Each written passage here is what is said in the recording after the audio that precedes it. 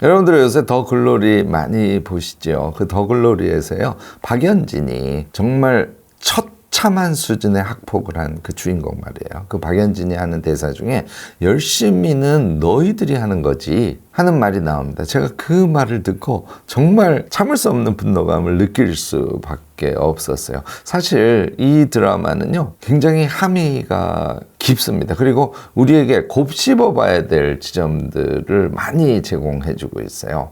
열심히 하는 우리들, 박연진이 얘기하는 것처럼 열심히는 너희들이나 하는 것이지 하고 이야기할 대상일지, 그것에 대해서 오늘 한번 생각해 봤으면 합니다. 이유와 무엇이든 세 가지로 가르쳐드리는 명지대 교수 김익환입니다. 오늘은 더 글로리에 대한 이야기를 좀 섞어가면서 우리의 삶에 대한 얘기를 할 텐데요. 거기에서 박연진이 열심히 사는 건 너희들이나 하는 거지, 나는 열심히 하는 사람을 돈 주고 사는 게 내 역할이야, 이런 뉘앙스의 이야기를 박연진이 함과 동시에 다른 장면에서도 자주 이런 분위기가 나옵니다. 이게요, 프랑스의 사회학자죠, 브루디웨가 얘기한 문화자본과 아비투스에 딱 걸맞는 그런 어떤 상황 세팅이라고 할 수 있습니다. 다시 말해서 현대사회가 이제 새로운 계급적 고착 현상이 일어나고, 그것이 문화자본이라는 형태로 구조 같은 게 형성되어지기 시작하고, 그 문화자본 안에 있는 계층들이 보여주는 문화나 어떤 습성이나 말투나 뭐 여러 가지죠. 그 아비투스라고 해요. habit하고 같은 어원에서 나온 단어인데요. 그래서 문화자본이 형성되고 아비투스가 그들만의 아비투스죠. 그것이 형성되어지면서 문화의 사회적 재생산, 그리고 부유층의 문화자본의 공고화, 아비투스에 의한 구별짓기. 사실 박연진이 한 엄청난 가해 행위가 구별짓기를 상징하고 있는 것이라고 여러분들 보셔도 크게 틀리지 않을 겁니다. 더 글로리에서 박연진과 전재준, 그리고 박연진의 남편 하도영, 그들의 행동을 우리가 잘 보면요, 아비투스가 어떤 것이고 그 구별짓기를 이들이 어떻게 하고 있는지를 잘 관찰할 수 있습니다. 이 사람들은요, 이 구별짓기를 통해서 자신의 아성을 지킬 수 있다고 착각을 하고, 명품 옷에서부터 시작해서 사실은 태도나 말습과 눈빛까지 아비투스를 행하고 있으면서 그 배후에서는 온갖 악행을 다 저지르고 있는 것, 그런 것이 정말 적나라하게 표현되고 있죠. 또 하나 우리가 주목해서 봐야 될 것은요, 최혜정하고 손명호 같은 존재들이에요. 최혜정은 학폭을 한 친구들 중에서 나중에 스튜어디스가 되는, 그리고 극 중에서는 세탁소를 하는 집의 딸로 나오죠. 손명호는 어릴 때부터 깡패, 나이 들어서도 깡패, 저질스러운 깡패로 계속 나타나는, 이 두 사람은 문화자본의 흉내내기를 하는 존재로 나타나죠. 이게 하나의 인생의 방향이라고 이 극에서는 표현을 해주고 있는 거예요. 사실 최혜정과 손명호를 보면서 여러분들이 혐오를 느낄 거예요. 저렇게 말하자면 유산을 엄청 물려받은 사람들과는 다른 사회경제적 조건 하에서 그들과 같이 놀려고 하니까 저렇게 애를 쓰고 고생을 해야 되는데, 저런 비굴한 모습으로조차 그 아비투스의 세계로 들어가려고 하는 최혜정과 손명호를 보면 여러분들이 정말 측은지심이 느껴질 정도일 거예요. 저는 뭐 측은지심보다는 엄청 분노감이 느껴졌는데요. 그런데 사실 우리가 이 사회에서 최혜정과 손명호로 상징되어지는 그런 삶을 살고 있고, 문화자본을 갖고 있는 층의 흉내내기를 하는 거죠.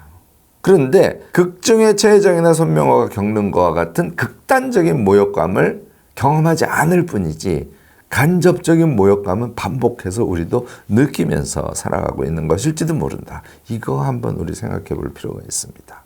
더 글로리에 또 하나 숨겨진, 제가 주목해서 보는 측면은요, 남자 주인공 주여정이죠. 주여정의 아버지, 원래 병원 원장이었던 사람, 그를 죽인 사이코패스가 등장하지 않습니까? 이 사이코패스와 박연진 등의 행위가 동일한 차원의 사회악으로 표현되고 있고, 앞으로 그 부분이 더 강화돼서 나타나리라고 저는 생각합니다. 2부에서 그런 측면을 작가가 잘 그리지 않을까 싶은데요. 일종의 부의 광기 같은 것에 대한 표현이라고 저는 봤어요.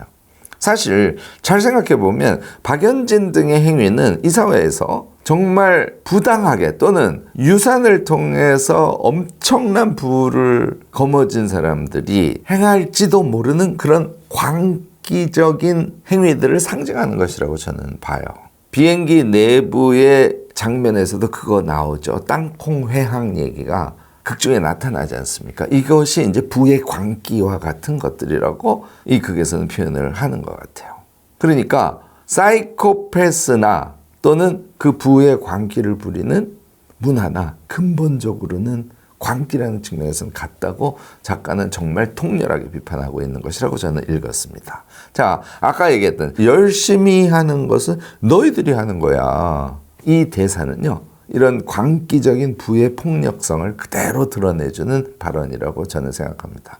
만약에 우리가 마음속으로 불로소득이 정말 좋은 거야. 엄청난 부동산 투기나 주식 투기를 통해서 나는 단기간에 부를 거머쥐고 말 거야 라는 생각을 하고 있다면 여러분들은 그 광기적 부의 폭력성에 함께 동참하려고 하는 생각일지도 모른다는 그런 성찰을 꼭 해보셔야 돼요. 사실 우리가 코로나19를 거치는 과정에서요, 이런 부의 광기를 추구하는 것과 같은 사회 분위기가 일시적으로 있었습니다. 이제 많이 안정화되어가는 과정이라고 생각을 합니다만 우리가 추구하는 부는 그런 것이 아님을 저는 더 글로리를 보면서 우리가 꼭 한번 생각해 볼 필요가 있다고 봤어요. 대표적으로 김승호 회장 같은 분, 여러분들 너무너무나 존경하시죠? 저도 김승호 회장 이야기를 자주 합니다. 정말 대표적인 인물이라고 생각하는데요. 자본주의 구조 안에서 성실하게 부를 축적하고 또 그 부가 빠른 속도로 성장할 수 있도록 방법을 공부해서 최적의 부의 축적 방법을 찾고 그것을 실현한 그런 대표적인 사람들이란 말이죠. 흔히 자수성가 이렇게 얘기하는데요. 자수성가라는 말로는 충분치가 않습니다. 자본주의의 그 전체적인 흐름 속에서 합법의 범위 안에서 그리고 자신의 성실성과 그다음에 방법적인 우수성, 경영적인 우수성을 포함하죠. 이런 것에 의해서 부의 추월차선을 타신 그런 분들. 만약에 그런 사람들에게 김승호 회장한테요, 당신처럼 열심히 하는 것은 당신들이나 하는 것이지 나처럼 물려받은 게 많은 우리는 열심히 하는 너희를 돈 주고 사면 되는 것이야 라고 말할 수 있을까요?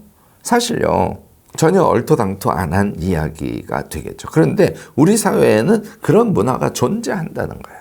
그리고 우리도 경우에 따라서는 그런 성실하게 노동하지 않고 어떤 운에 기대서 갑자기 큰 부를 거머쥔 사람들, 그런 사람들과 유사한 기회가 나한테 오지는 않을까. 그런데 약간 의존하면서 경제를 생각하고 있는 경향이 없지 않다. 저는 그렇게 생각하고요. 오늘 이 영상 들으시면서 그 생각을 이제 완전히 없애버리시기 바랍니다.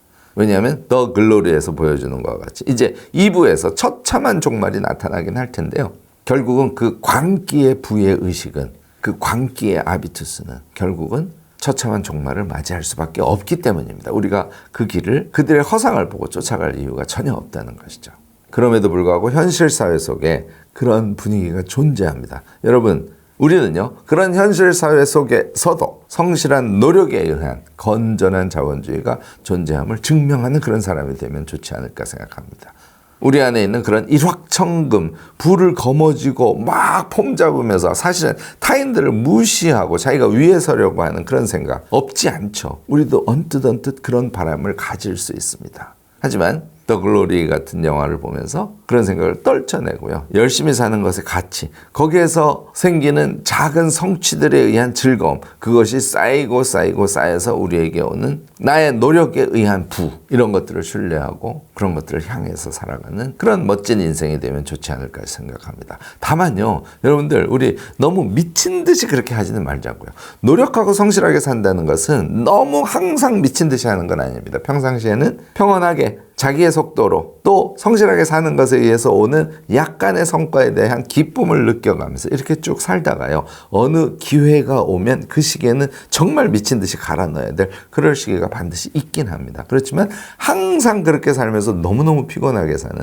그런 삶을 살아가서는 안 될 겁니다. 우리 모두 성실하고 차근차근한, 나다우면서도 나의 속도에 맞는 그런 삶을 통해서 경제적인 성장도 충분히 이루어갈 수 있다는 그런 믿음 놓치지 말고요. 박연진이 보여준 것과 같은 그런 광기의 부의 방향은 명확하게 거부할 수 있는 그런 철학을 갖고 살아가면 참 좋지 않을까 생각됩니다. 여러분들도 더 글로리 보고 그 부의 광기에 대해서 나름대로 관찰도 하시고 생각을 갖고 계실 겁니다. 적극적인 댓글 나눔 부탁드리고요. 오늘 제 영상이 도움이 되셨다면 좋아요, 구독, 알림 설정 부탁드리겠습니다.